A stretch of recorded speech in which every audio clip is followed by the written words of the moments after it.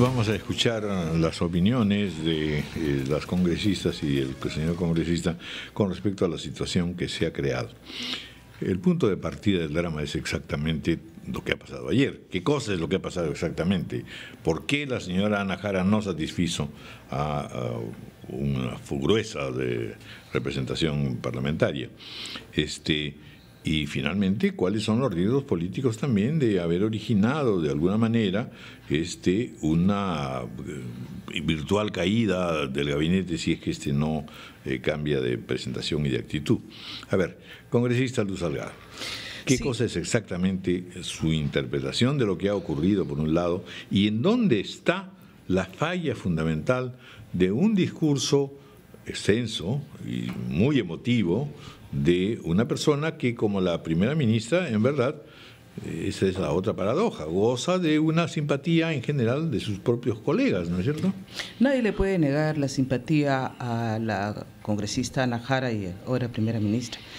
El hecho de que no se le haya otorgado la confianza, por si acaso, no ha alcanzado la confianza, pero esto no quiere decir que se haya negado, es completamente diferente. El derecho constitucional del congresista está en votar en sí, en no y en abstención. Creo que fue un grave error de ella al final de su discurso conminar a los miembros del Congreso a sus propios pares. Y esto exacerbó los ánimos de algunos que todavía nosotros teníamos duda cuál iba a ser su voto. Mira, yo creo que 15 horas de debate han servido como nunca, porque han habido pocos excesos, uno que otra llamada de atención, pero después el debate se ha realizado muy ordenado. Y en el porque que había materia. Cada uno de los que hablaba decía un tema diferente, se tocaron temas de agricultura, temas de minería, el tema de la defensa nacional, el tema de seguridad interna, el tema económico, el grave problema que había con las huelga que teníamos al frente y que fueron reprimidos los médicos en ese mismo momento. También un error de echarles agua en pleno debate, todo el mundo nos venía con la queja. El tema de las AFPs, que es muy sensible para los trabajadores independientes, que hemos recibido cada uno de nosotros una preocupación y un reclamo a lo que no ha habido respuesta, mucha soberbia, no ha habido un reconocimiento, una autocrítica, no ha habido una aceptación. Todo eso ha generado que las 2 horas de discurso, que por cierto, habían más promesas que explicar el cómo, ¿no? Y para cuándo todo. Yo le dije en mi intervención, lamentablemente, el año 2015, ojalá, si se cumpliera solamente la tercera parte de lo que han anunciado, estaríamos en el país de las maravillas. Pero es que si tú pero vamos a estar en el 2016, pues.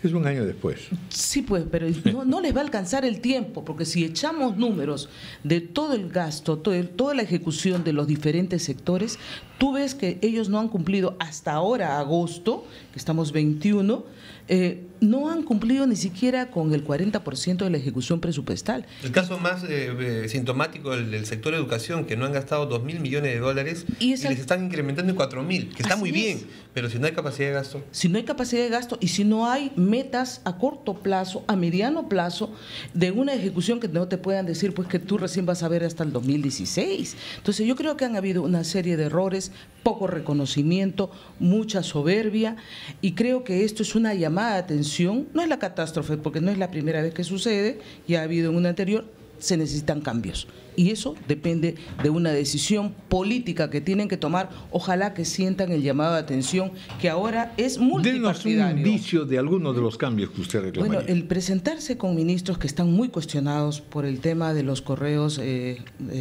los cornejo leaks que le llaman, el señor Mayorga. El tema ¿Usted plantea la salida del señor Mayorga para un eventual cambio de voto? No solamente yo creo que en el discurso... Sí, se ha planteado, se ha hecho la crítica al ministro Mayorga, se ha hecho la crítica a la no solución del pliego, que creo que está en una aceptación de no modificarles la ley del trabajo a los de la Federación Médica, sin necesidad de decir más aumentos ya, porque los aumentos les tienen que ir dando la posibilidad de conseguirlos en el transcurso de sus vidas también, no todo se le va a dar en este periodo. pero sí no le puede cerrar la puerta a decir, oye, tú no puedes ganar igual que los del Seguro Social. No, eso no le puede decir, pues. Alberto Bengolea, bienvenido. Hola, ¿qué tal? Buenos días. A ver, evaluación. A ver. Bernales ha hecho referencia a impericia política, ¿no? De parte del ¿Eso gobierno. es así o hay mucho más debilidades? A ver, creo que hay una lectura del gobierno a partir de la costumbre. Me explico.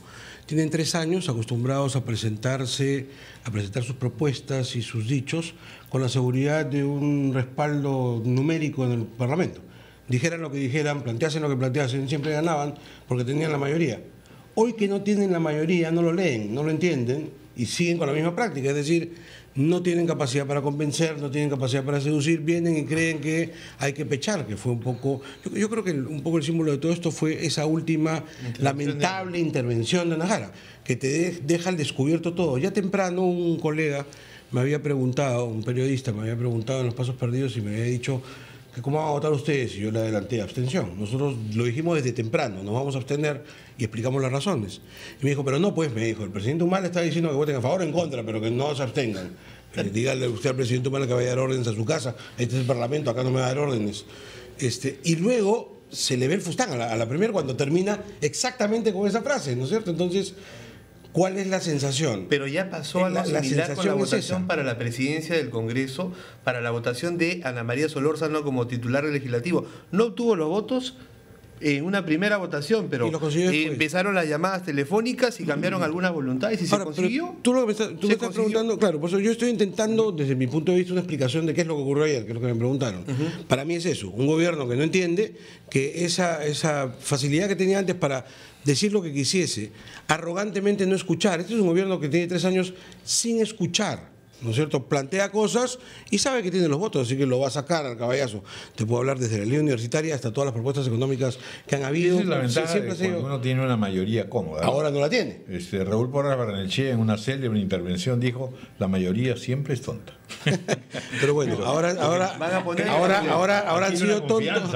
Ahora han sido tontos sin mayoría también. Es decir, me da la impresión que no se dieron cuenta que cambió la situación. Van a recurrir al telefonito ahora, entonces. Sin duda, ¿no? Bueno, continuaremos para que intervengan también los colegas, pero Rosa Mavila nos hacía un adelanto conversando fuera de cámara con respecto a que en efecto había una confianza, precisamente porque los telefonitos y los memorándums habían estado trabajando en todas estas horas anteriores y días anteriores, ¿no? ¿Qué cosa pasó? Es decir, realmente, ¿quiénes son los que se les voltearon? Yo creo que el tema de fondo es el que anota Alberto, ¿eh? O sea, el tema de fondo es que el oficialismo tuvo un error en la correlación de fuerzas. Ellos pensaban que iban a ganar ajustadamente, así como ganaron la mesa directiva del Congreso. Yo no creo que haya personas que todavía tuvieran indecisión en su voto en el momento en el que la Premier hizo la pechada, ¿no? O sea, el célebre dicho de Bush, no estás conmigo, estás contra mí, ¿no? Es decir, cuestionó el voto ámbar, es decir, el voto por la abstención, porque probablemente en ese momento ya sabía que el riesgo de que el ámbar fuera mayoría versus el apoyo. Y yo creo que ese fue un error de calibrar la correlación de fuerzas, un esfuerzo a su manera, a mi juicio errado políticamente, de hacer que la gente que iba a votar ámbar tuviera que optar entre votar a favor o en contra, y desde ese punto de vista una posición política no adecuada.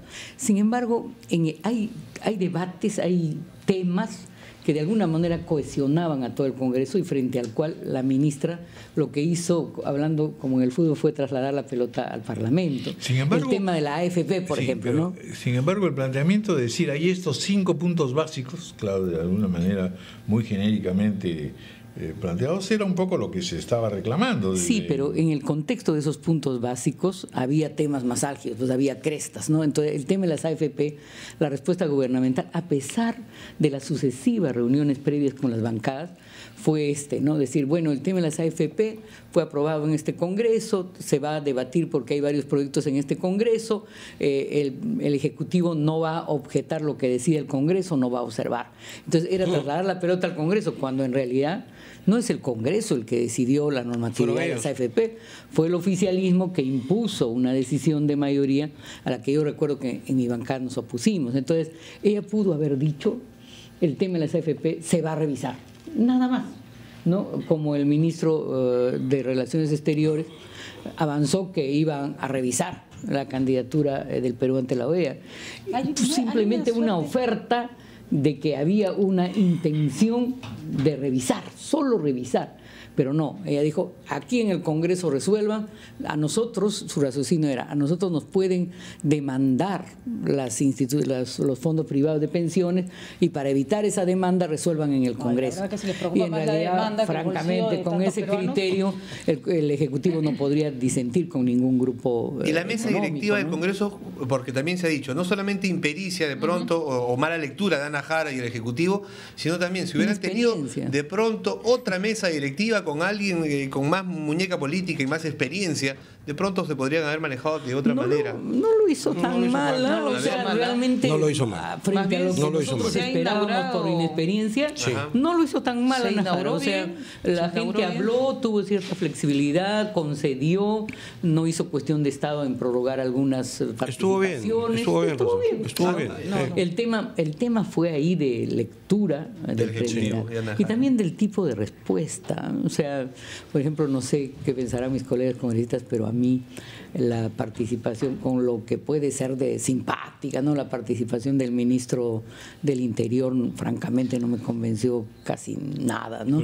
No convenció a nadie. Y los otros temas otro tema de fondo, ¿no? Que tienen que ver con la política laboral del gobierno, no sea nada sobre salario mínimo vital, nada sobre código del trabajo, nada sobre expectativas. ¿Pero qué puede hacer cambiar su voto, congresista? ¿Cómo? ¿Qué podría hacer cambiar su voto? Porque se ha señalado una serie de elementos yo creo que, muy variados. ¿Pero qué podría hacer cambiar su voto? Por ejemplo, dos ejes, ¿no? Para mí el tema pongámosle su nombre, ¿no? Del tráfico de influencias, de esos lobbies ilícitos. El ministro Mayor, yo creo que debe evaluarse la presencia de ese ministro, pero en los lobbies también tiene compromiso el ministro de Economía, el todopoderoso ministro de Economía.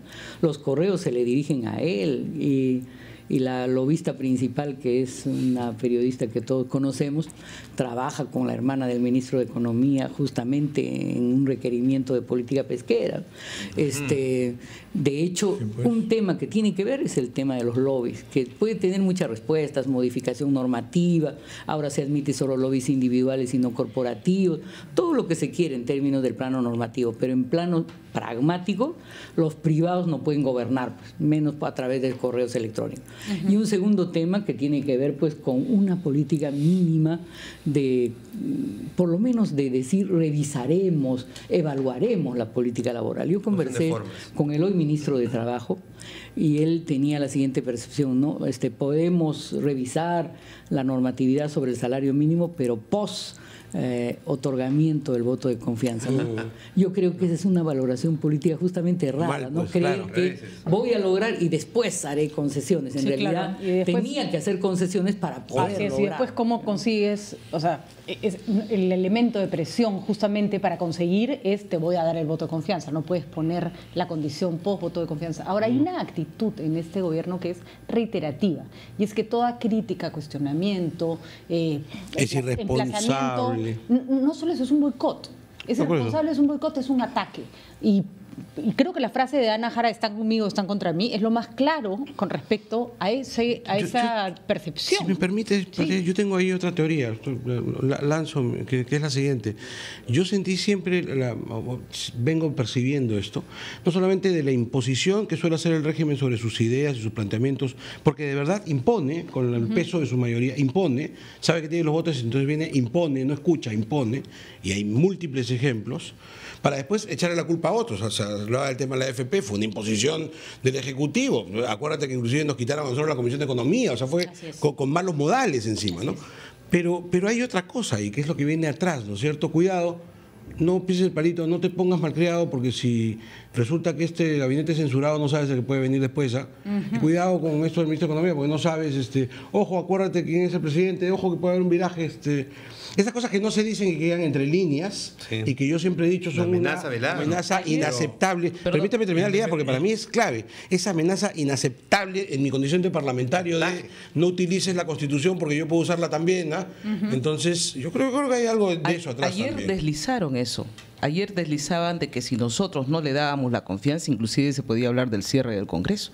Yo creo que para los que tenemos plena conciencia de que tenemos que cumplir nuestra misión, si se tiene que cerrar el Congreso, porque también lo dice, si es que tú sancionas a 2 gabinetes, podría ocurrir, pero aquí nosotros no podíamos dejar de decir todo lo que se ha dicho. Si cada uno, por ejemplo, saca un detalle de lo que los congresistas han advertido, verán que en el transcurso de estos meses no es la primera vez que se dice. Nosotros le hemos advertido porque el gobierno no se deja aconsejar, se dispara a los pies. En el tema de las AFPs hemos dado una dura batalla advirtiéndoles que esto podía pasar. Sin embargo, inclusive después ha reconocido el autor, ¿no? El señor, nuestro amigo Jaime Delgado ha reconocido que se equivocó, y tan es así que eso ha logrado la salida de su propio grupo político. Se les dijo cuántas veces se les advirtió o no se les advirtió lo de Conga. También Conga se les advirtió. Vamos después a ver consecuencias del tema, que no es bajo amenaza en realidad, pero tenemos una situación de coyuntura política difícil. En consecuencia hay que actuar con suma tranquilidad e inteligencia constructivamente. A efectos de no generar alarma, solamente una consecuencia, a efectos de no generar alarma. Sí, es verdad, si uno censura 2 gabinetes, el presidente tiene la posibilidad, no está obligado, de cerrar el Congreso. Pero cuidado, no es que cierre el Congreso y gobierna como príncipe, cierra el Congreso y convoca elecciones. O sea, que nadie piense que esto cambia. Y si convoca elecciones, no sé cuán bien le iría a ya no tienen ese número. Bueno, el uso del riesgo es parte del juego político en esta coyuntura, ¿no? Y en realidad hay una interpretación que creo que ustedes han referido que había hecho el doctor Eliche sobre cómo se actúa en este momento, que a mí me parece que está implícitamente, aunque el doctor Eliche no sea parte de esa corriente política, porque no lo es, él es un técnico, está usando el riesgo, ¿no?, de interpretar que la decisión de ayer implica ya una primera votación. Eso no es cierto, ¿no? La reglamentación del Congreso es muy clara. Dice que si el número de abstenciones es mayor que los votos a favor, que fue el supuesto hecho, la causa queda sin resolver, la decisión queda sin resolver y se vota en la siguiente sesión. Pero nos ha dicho el señor Eliche que eso es para un proyecto de ley, no para la investidura. No. Sí. El reglamento del Congreso se aplica a todos los supuestos de hecho existentes, porque además los otros supuestos también están previstos. Mire, cuando el voto a favor es mayor que las abstenciones más los votos en contra, se aprueba lo puesto a debate. Y cuando el voto en contra es mayor que las abstenciones más los votos a favor, se rechaza lo puesto a debate.